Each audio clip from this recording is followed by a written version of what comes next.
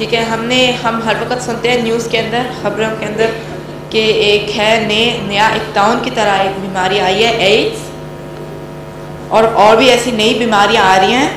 اور میں نے ایک دفعہ پڑھا تھا کہ احمدیوں کو کبھی بھی نہیں ایسا طاعون آئے گا، لیکن یہ جب سائنس والے لوگ دیکھیں یہ تو ناممکن ہے. پھر آپ کیا کہتے ہیں؟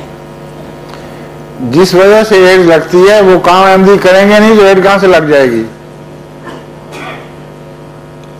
ایڈز لگنے کا جو طریقہ قدرت نے بنایا ہے وہ ایک ایسا طریقہ ہے کہ جس میں مذہبی آدمی جو اللہ کی بات مانے وہ اس میں پڑھ ہی نہیں سکتا، اس کو ایڈز ہو ہی نہیں سکتی. سائنٹیفکلی تم ثابت کر سکتے ہو یہ بات. لیکن وہ خون سے بھی آ جاتا ہے نا؟ کیا نہیں آ سکتا؟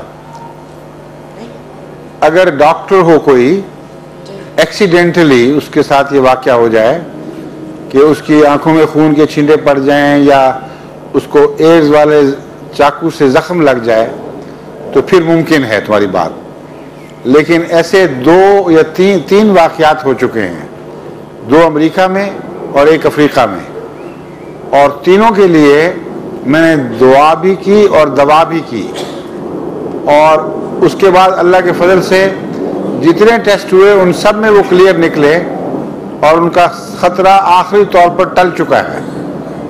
تو یہ تو میں نے اپنی آنکھوں کے سامنے دیکھا ہے، پھر میں کس طرح مانوں دوسروں کی بات؟ سمجھ گئے ہو؟ لیکن ایک اور بات یہ ہے کہ جب کہا جاتا ہے کہ احمدیوں کو نہیں ہوگی تو ہرگز یہ مراد نہیں ہے کہ کسی ایک کو بھی نہیں ہوگی. بعض لوگ غلطیاں کر جاتے ہیں، گناہ کرتے ہیں، بعضوں کو اللہ معاف فرما دیتا ہے، بعضوں کو نہیں فرماتا، تو ان کو ہو بھی سکتی ہے لیکن اکثریت کو نہیں ہوگی، یہ مراد ہوتی ہے.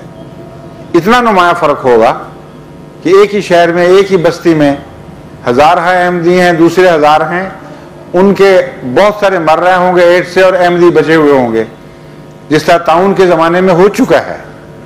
تو جو واقعہ پہلے خدا کر کے دکھا چکے اب کیوں نہیں دکھا سکتا؟ پلیز.